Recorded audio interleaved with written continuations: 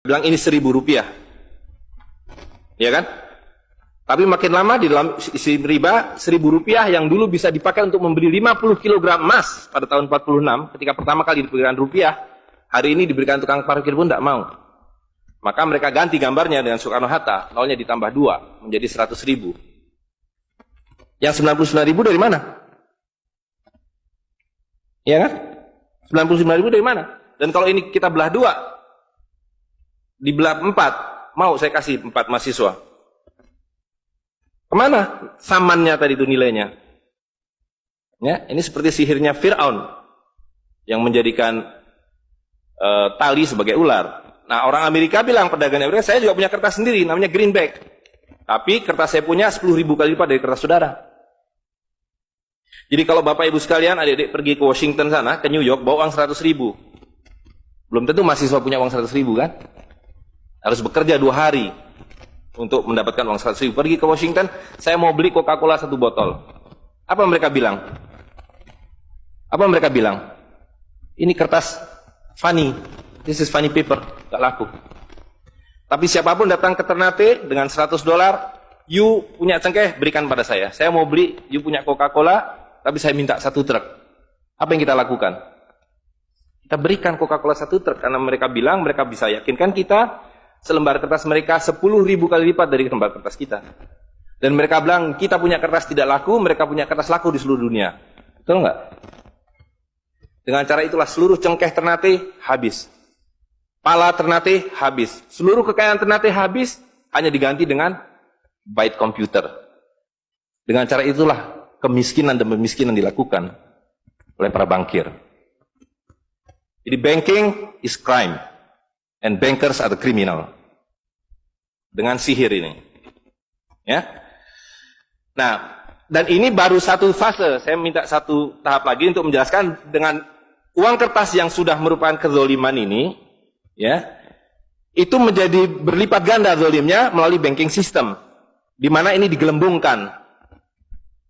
Kalau tidak ada bank, kalau saya punya uang 100.000 dipinjam oleh Ustadz Nur, maka uang saya habis.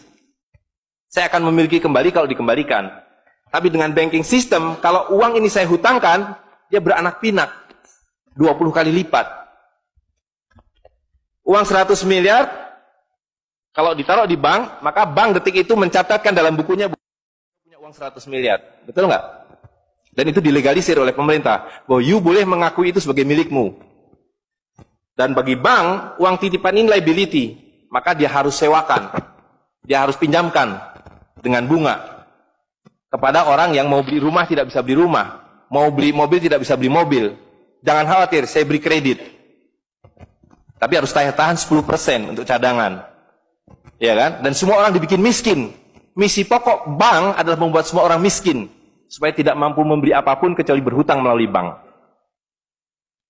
Maka ketika 100 miliar ini diterima bank, maka dia bisa mengutar itu 20 kali dengan bunga katakanlah 10%. Maka dia akan mendapatkan dari bunganya saja 180 miliar. Jadi kalau bank bilang saya ngasih bunga hanya 10%, dia akan dapatkan 200%.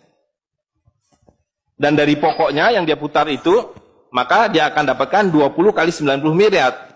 Coba lihat, maka terciptalah uang 1,9 triliun, hampir 2.000 triliun. Padahal uangnya berapa tadi? 200 miliar. Yang 1,8 triliun dari mana? Angin, sihir. Tidak ada. Itu sebabnya setiap bank dijaga oleh satpam. Supaya mengesankan bahwa di bank ada uang. Tidak ada uang di bank. Itu kenapa setiap pegawai bank pakai jas, pakai dasi. Supaya orang yakin bahwa uangnya dijaga dengan baik. Karena di situ tidak ada uang. Dan itu sepenuhnya pengelabuan. Jadi bank itu adalah arisan berantai. Kalau kita datang mengambil uang, tapi orang bisa bilang, tapi kalau saya ngambil uang di bank kok ada? Uang siapa yang diberikan? Uang Anda sudah nggak ada. Jadi orang percaya bahwa bank adalah tempat yang paling aman menyimpan uang. Bank adalah tempat paling tidak aman menyimpan uang. Belum Anda keluar dari pintu bank, uang Anda sudah nggak ada. Membuktikannya gampang. Datang pada hari yang sama, minta saya mau ambil uang saya hari ini. Potong telinga saya kalau Anda dapat uang, kecuali 10% dari nasabah. Bisa dipahami? Ya. Uangnya tidak ada. Itu. Nah, tapi yang perlu dipahami adalah akibatnya. Kalau kita tadi punya uang 100.000, di sini ada satu handphone, maka berapa harga handphone ini? Ceteris paribus kata ekonom. Maka harga handphone ini ada 100.000, ya kan? Tapi ketika ini digelembungkan menjadi 2 juta, sementara sumber daya alamnya tetap, berapa harga handphone ini? Menjadi 2 juta. Dan itu mereka bilang inflasi. Jadi inflasi adalah kebohongan. Lihat ya, dulu ketika Republik Indonesia didirikan, uang yang pertama dicetak adalah 1 sen, paling besar 100 rupiah, 600 rupiah. Uang 1.000 pernah didesain tapi tidak dicetak karena terlalu besar. Karena dengan 1.000 Anda sudah dapat beli emas setengah kilo. Pada waktu itu 1 gram emas hanya 2 rupiah. Dan mereka berjanji, jangan khawatir, setiap rupiah saya jamin dengan 1,5 gram emas. Sampai sekarang itu berlaku Undang-Undang tahun 46. Nah tapi lihat, karena uang kertas itu sihir, dicetak makin banyak, nilainya merosot. Bebeknya mah tetap, cengkehnya tetap, palanya tetap, tapi nilai uangnya yang merosot. Maka mulai tahun 52, ini pertama kali by the way, ini Bank Indonesia baru muncul tahun 52. Bank Sentral Republik Indonesia itu bukan Bank Indonesia, dulu namanya BNI 46. Tapi Belanda tidak mau. You mau merdeka, you mesti nurut saya. Hentikan BNI 46, ganti dengan bank saya, The Jeffers Bank, menjadi Bank Indonesia. Dan hentikan uang Republik Indonesia, ganti dengan uang saya, Guilders, yang kemudian berubah menjadi uang Bank Indonesia. Oke? Nah, begitu muncul tahun 52, rupiah sudah mulai tidak laku. Dibikinlah uang 1.000 rupiah. Ringkas cerita, tahun 57, uang 1.000 sudah mulai tidak laku. Dibuatlah 2.500 rupiah. Dibuatlah uang 5.000, pertama kali muncul 64, uang 10.000 rupiah. Pak Karno bilang kita sudah terlalu miskin. Maka uang 1.000 digunduli menjadi 1 rupiah, yang disebut centering. Tapi tidak lama kemudian muncul lagi. Karena uang kertas adalah penipuan. Worthless. No value. Ringkas cerita, Pak Harto dibilang berhasil dalam pembangunan, dia bikin uang 50.000 rupiah. Dengan gambar Pak Harto dan kapal terbangnya.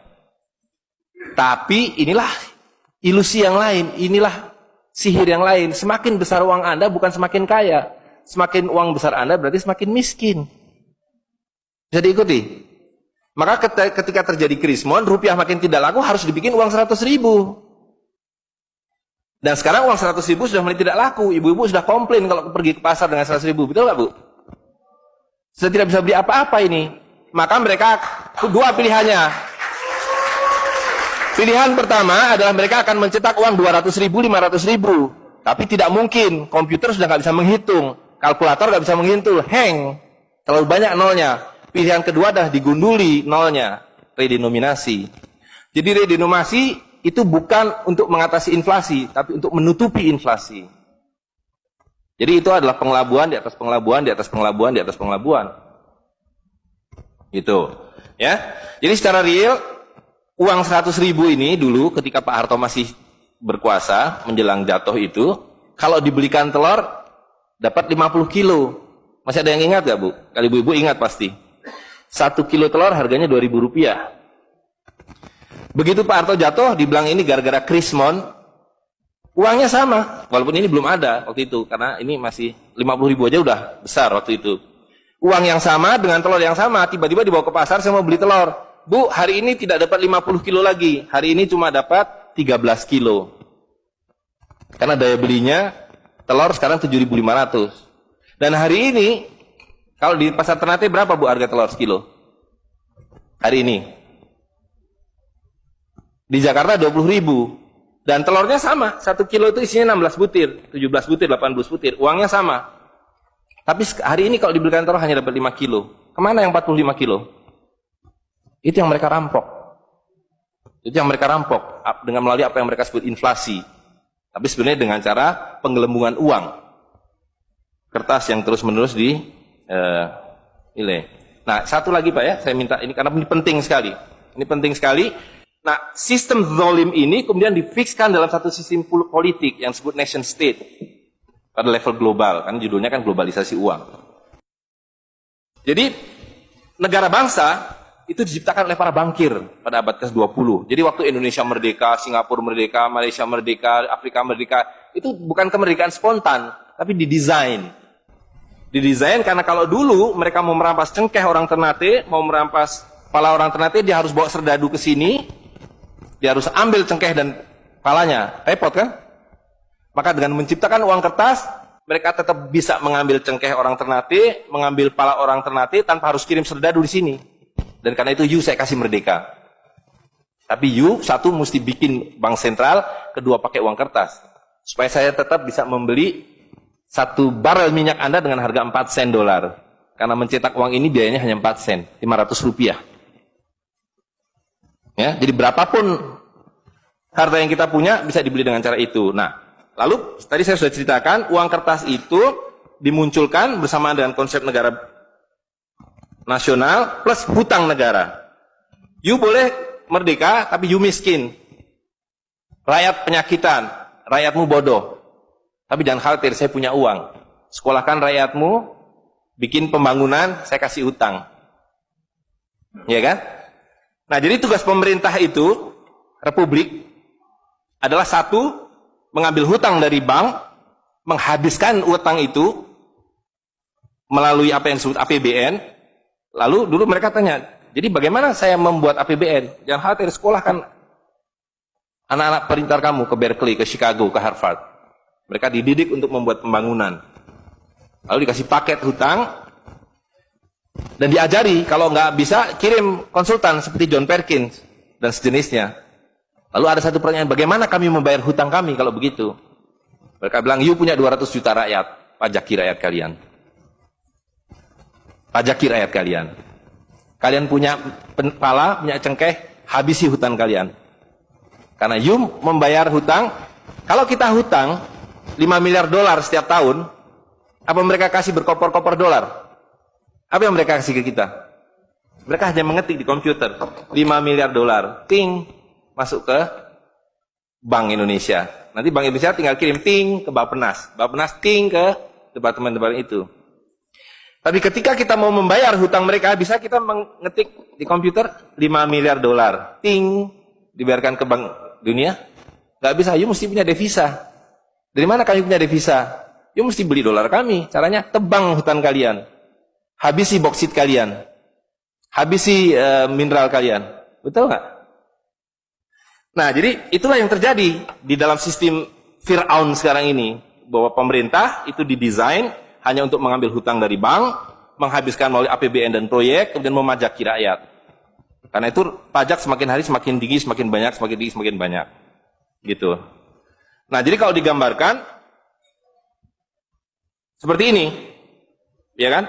Wilayah domestik nasional itu adalah demokrasi. Supaya kalau 5 tahun harus ganti. Kalau ada presiden, ada perdana menteri yang tidak nurut pada para bankir, out.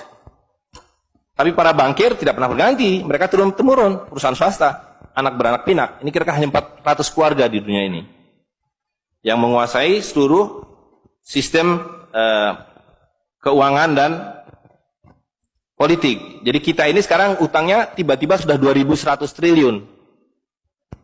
Padahal tahun waktu Pak Harto jatuh itu utangnya hanya berapa? 50 miliar dolar, 500 triliun. Sekarang sudah 2.000 triliun. Dan begitu kurs dolar berubah, utang kita nambah. Gitu. Dan BI tidak pernah memenuhi janjinya, karena tugas pokok BI adalah menjaga stabilitas kurs, tidak pernah bisa. Dan tidak akan pernah bisa. Apapun yang dilakukan, karena memang tidak ada nilainya. Gitu. Nah, jadi sebagai penutup, maka apa yang harus kita lakukan adalah melakukan membalik seperti yang mereka dulu lakukan. Yang mereka dulu lakukan adalah mengambil emas dan perak dari orang tua kita, mereka lebur menjadi batangan, dia simpan di berangkas, dan kepada kita dikasih toilet paper ini, kata Mahathir Muhammad.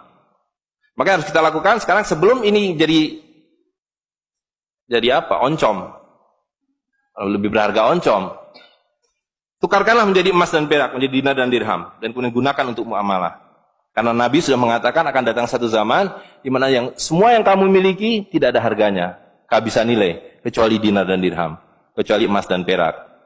Jadi kalau dilihat, ya dolar dalam dinar atau dinar dalam dolar dalam 10 tahun terakhir 2004 itu cuma 54 dolar, hari ini sudah di atas 250 dolar. Dan lihat, menipunya uang kertas ya. Kalau kita pakai untuk menyimpan naik haji, kalau Anda menabung dolar, maka tiap tahun naik. Saya sudah hitung ini, dan ini valid sekali. Naik setiap tahun itu 3,5%. Kalau Anda menyimpan rupiah, setiap tahun naik 5%, nggak nyampe-nyampe. Tapi kalau Anda menyimpan dinar, maka dia akan turun 8% setahun. Jadi tahun 2000 naik haji butuh uang 21 juta rupiah. Kalau dinar butuh 71 dinar. Tapi hari ini kalau mau naik haji butuh hampir 40 juta rupiah. Dengan dinar cukup dengan 16 dinar. Jadi dulu kalau punya rupiah naik haji satu orang, sekarang sampai Dubai suruh pulang. Nggak cukup uangnya. Tapi dengan dinar dulu naik haji satu orang, sekarang bisa naik haji 4 orang. Dengan kata lain, kalau Bapak Ibu sekalian serahkan cengkeh Bapak Ibu sekalian dan menerima uang kertas, Anda 4 kali miskin. Detik itu juga dalam konteks ini. Maka serahkanlah cengkeh dan katakan, saya mau serahkan cengkeh, bayar kami dengan dinar. Bayar kami dengan dirham. Saya serahkan pala kami, bayar kami dengan emas dan perak. Saya tidak mau uang palsu ini, uang-uangan ini. Saya mau uang yang sebenarnya, uang dari Rasul SAW. Ya? Gitu. Dan harga minyak, ini palsu semua. Dibilang minyak naik, turun, naik, tidak ada yang minyak naik. Kalau dengan dolar, dia naik terus. Tapi dengan dinar, dia flat. Sekali lagi, bahwa sumber daya alam itu terbatas. Maka alat tukar pun harus terbatas. Jadi ketika kita menggunakan kertas, ini digelembungkan. Tapi ketika Anda menggunakan emas dan perak, ini sama. Maka sekali dia punya alat tukar, nilai tukarnya dari zaman Rasulullah SAW seekor kambing, hari ini 1 dinar dapat seekor kambing. Zaman Nabi dapat seekor ayam 1 dirham, hari ini dapat seekor ayam. Tidak ada yang berubah. Sekali lagi pemiskinan itu adalah dibikin oleh sistem. Dan tadi sudah disampaikan bahwa dari tahun ke tahun, di dalam slide yang sebelumnya dalam penjelasan itu, bahwa dinar dan dirham itu selalu dicetak oleh para sultan. Jadi lihat, ketika para sultan berkuasa, para sultan berikan emas dan perak pada rakyat.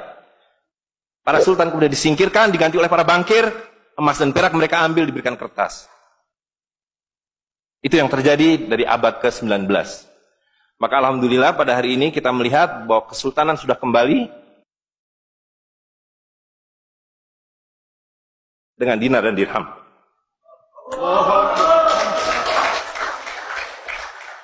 Dan ini adalah awal berakhirnya sistem riba.